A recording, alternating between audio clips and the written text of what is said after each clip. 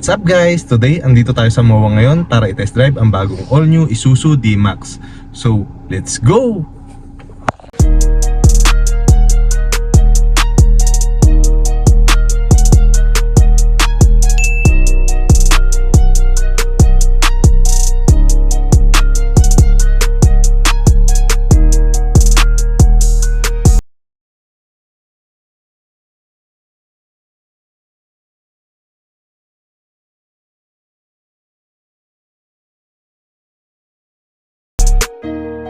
Umpisahan na natin agad guys dito sa exterior. Meron siyang bagong front grille design at new by LED headlamps with daytime running lights. So mas pinaangas pa siya compare sa previous model.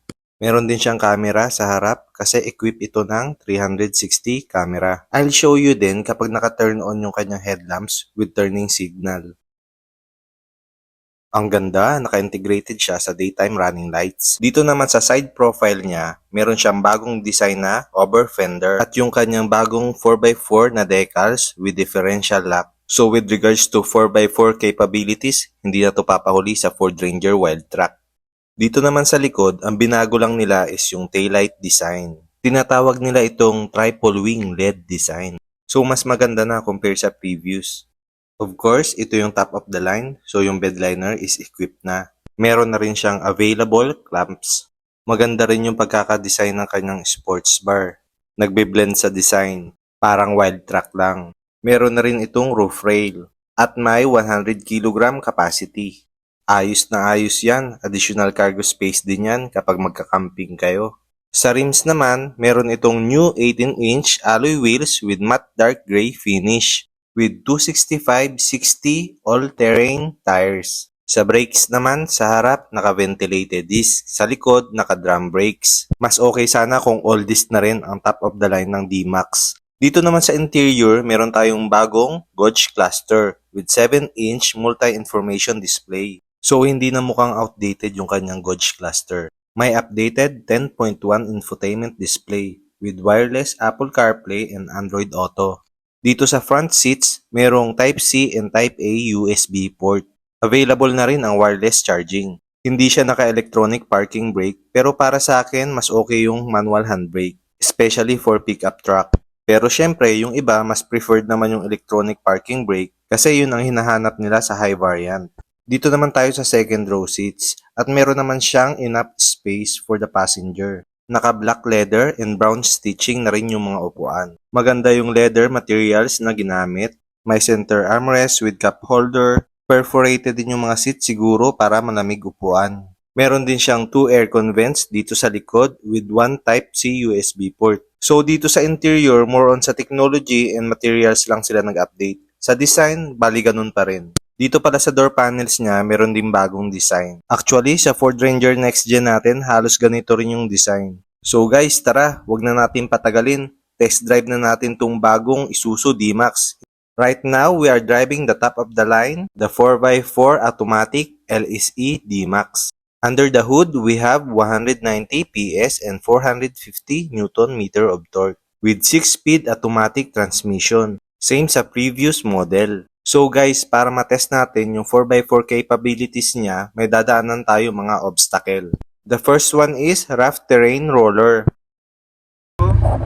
Sige po. Hanggang sa sumampa siya sa next roller. Ipa, up. Yan. Yan, okay. Try nyo pumapakan yung accelerator. Yan yung mga sample ng nabalahaw tayo. Hindi tayo makaalis sa mud. Okay, so dyan po papasok yung tinatawag na high terrain mode. Pwede pong gagawin po natin is i-4H lang po muna natin. 4H. So 4H, ibig sabihin naka 4x4 mode na tayo. High. So pag press nyo po yan, plus lalagyan natin ng tinatawag na high terrain mode. Sige po, select nyo yan sir. Meron po mag-notify sa inyo, yung green na yun. Okay. So dahan-dahan sir, kahit konti lang, dahan-dahan, hahanapin natin yung traction na tinatawag para kumapit yung gulong doon sa, hahanapin niya saan pa yung may kapit. Doon niya lalagyan ngayon ng power. Sige sir, dahan-dahan po. Yan, nakarinig yan sir, naghahanap siya, naghahanap siya. Sige sir. Okay, medyo steer natin yung wheel ng konti lang. Sige sir. Ang possible kasi na experience sa ganun, hindi niya nakuha saan yung may traction. So yung roller natin, kasi pag nakita niya yan mamaya sir, umiikot lang umiikot yung gulong na, yung gulong natin, umiikot yung ilalim. So parang mud. So pwede natin i-neutral muna. Pwede muna tayo, neutral. Neutral po. Tapos i-4L nyo na po. Yan, nakita nyo sir, nag-blink na yan. Tapos drive nyo po. Try natin sir kung kaya na. Sige po. Ayan po yung 4x4. Okay, so stop muna tayo sa natin ibalik sa 2H. Pag naka 4L po, sige po, balik nyo lang. Neutral muna. Tapos 2H. Kapag po tayo naka 4x4, yung 4L po, usually inaano niya yung lakas ng makina natin, sinusurpress niya yan para mas malakas yung traction. Kasi nga, patakahon, mga ganun. Even yung steering natin. Kaya, mapapansin nyo, kung hindi natin 4L yan at lumiko tayo, parang ang tigas. Kasi design siya para sa mga terrains na kailangan diretso lang at kailangan yung mud, di ba? Yung mga bato-bato. Yun. So hindi ka naman paligo-ligo ng ganun. So diretso lang. Sige po sir, punta na tayo sa next natin. So kung nakita nyo sa first obstacle, na-test yung bagong off-road capabilities ng D-Max. Ito yung Enhanced Traction System with Draft Terrain Mode. So ang galing, kinaya ni D-Max. Dito na tayo sa second obstacle. Ito ang articulated ramp. Yung ating approach at saka kung kaya niya ba yung malalalim, yung matataas na. Sige sir, yun lang po. Tutok niya lang po dito sir. Okay, sige sir. Ayan, so, ano tayo, gagamitin natin yung differential lock naman. Napansin nyo, ayaw na sir, diba? Ayaw na kasi hindi niya nakaya pag sa ganung klaseng terrain, masyadong matarik at masyadong mabato. So, gagawin po natin, i-apply na po natin yung ating 4 low. So, neutral mo po. Yan. Tapos, i-turn natin to 4 low. Press. Yan. For a while. Yan. Nakita nyo may 4L na. Po. Then, pinutin natin tong differential lock. Yan. Yan na yun, sir. So, differential lock, ilalak nyo yung likod para sabay silang iikot. So, titignan natin kung anong mas powerful ba. Yan. Galing ni sir. Nakita nyo yun. Diba? Nakaangat tayo niya. Kita na natin siya. So sabi ni sir, game na kami sir. Kailangan, diretso na po. Diretso lang natin. Po, diretso lang, dahan-dahan. So ayun, kung nakita nyo, na-stuck tayo. Yung isang gulong natin sa likod, nakataas. Kung 4x4 lang at walang differential lock, hindi tayo makakalis. So it's a big step up talaga sa previous model. Diretso na tayo dito sa third obstacle. Tinatawag itong side camber. So ang tinetest dito is kung sasayad yung bumper. Diretso na po, diretso. Sige po. Sige sir. Diretso na, diretso. Sige po. See? Ito na sir, no?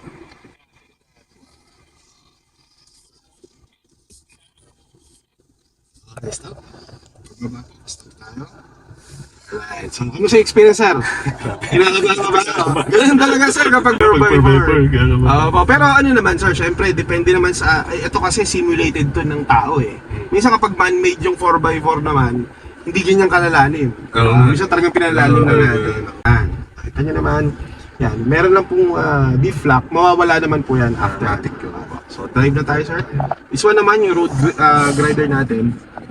Yan yung sir, alam nyo yung sa mga highway na gano'n. So tignan natin yung suspension natin. Pero ito extreme, mas makakapal. Mas makapal. Sige sir, drive na tayo. Sige sir. Dahan. See? Kaya po tayo. Kaya sir. Sa suspension naman, medyo may katigasan. Wala silang update dito sa suspension. Same setup lang sa previous D-Max. Pero okay naman yung suspension niya kapag smooth surface or konting lubak. Medyo extreme kasi yung dinaanan natin. Kaya ramdam na ramdam mo talaga yung tagtag. Test naman natin ngayon ang kanyang handling. So ang dadaanan natin ngayon ay zigzag. Power assisted yung steering pero may kabigatan sa pagliko. Ramdam ko talaga yung heaviness ng manibela niya dito. Sa body roll, meron pero konti lang. Normal naman yon sa ganitong mga sasakyan. Dito naman sa next obstacle, itetest natin yung kanyang forward collision warning. Isuzu D-Max po, LSE. Ito po ay equipped with ADAS or Advanced Driver Assist System. Para siyang, isipin nyo sir, para siyang mata. So, yung sa mata, makikita niya kung may obstacle at i-train niya or sabihin niya sa inyong sasakyan, gagawin sa sasakyan nyo, hinto ka or warning meron sa sasakyan. Ganun po siya. Meron siyang parang assist para sa driver, kaya advanced driver assist system. So, hindi kanya kayang i-replace, pero kaya kanyang i-assist.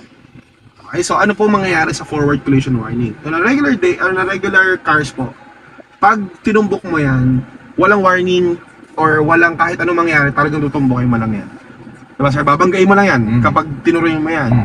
Pero dahil po sa forward collision warning natin, mag-a-alarm po siya kapag may palapit kang obstacle.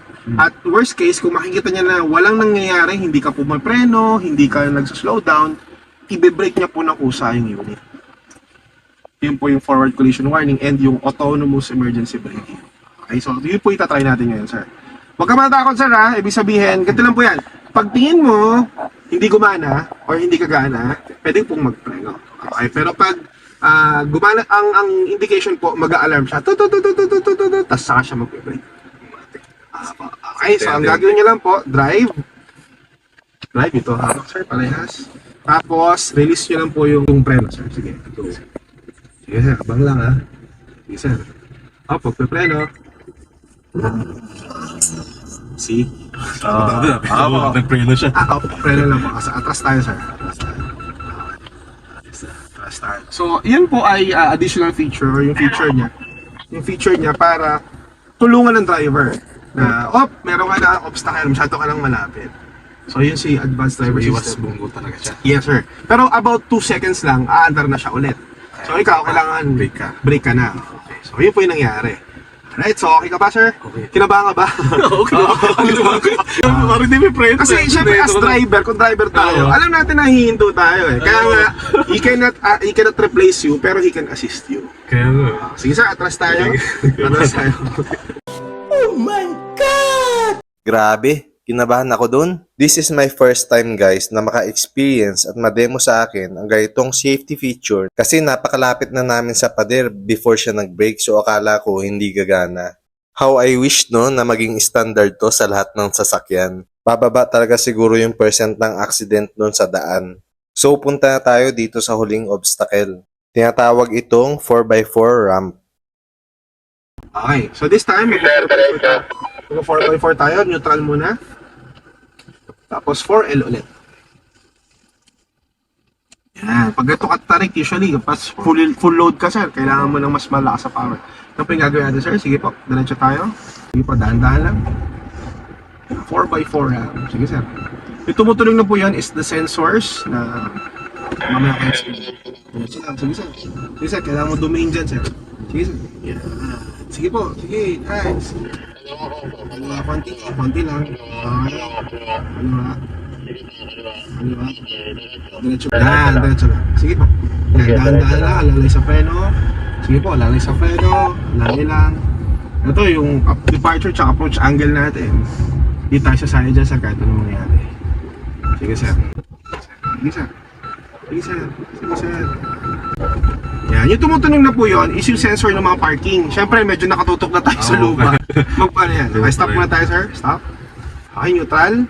Babalik ulit natin siya sa 2H. Sir, okay ka pa? Okay. Kinabahan ka ba? Maganda sir. Sana, nag-enjoy pa rin tayo. Experience. Mas taga pag 4x4. Oo, iba po talaga. Nag-enjoy talaga ako dito guys, grabe. Salamat kay Sir Dave sa pag-assist sa atin. Meron pang mas mataas na ramp dito pero kailangan ng 4x4 professional driver. Kasi nga sobrang taas na at bali magiging passenger na lang tayo para ma-experience natin ang power ng Isuzu D-Max. So aside from the new off-road capabilities na rough terrain mode at differential lock, meron din itong bagong safety features. Ito yung new 360 around view monitor. Naka 3D na yan at napakalinaw. At new digital video recorder. So may built-in dashcam na ang bagong Isuzu D-Max. At bagong rear cross traffic alert with autonomous braking. Pupunta. Nag-auto brake po yung likod. Bago din po natin. Okay. Rear cross traffic alert. Or traffic Automatic braking pala. Automatic braking po. Bago yan sir. Ngayon lang yan. Dito lang yan po sa ating Isuzu D-Max. Nice. So kung nakita nyo habang nagre-reverse ako, nag-warning signal siya at nag-automatic brake. Iwas aksidente tayo dyan. Ang galing. Doon pala sa mga record video sa dashcam, pwede mo siyang ma-transfer through USB. Pwede mo ring malak ang isang video kung ayaw mong mabura. So question, magkano ang D-Max? Ito ay may price na 1,945,000. So ano sa tingin nyo guys? Is it the game changer? For me, yes. Kasi yung mga in-update ng Isuzu D-Max ay napaka worth it. So mukhang nakikinig naman sila sa mga buyers nila. Sana nakatulong ang video na ito sa pagpili ng bago nyong sasakyan. So on my next video, pag-usapan naman natin yung difference ng top of the line ng Ford Ranger at ng Isuzu D-Max. Hanggang dito na lang. Please like and subscribe. Ride safe. Bye!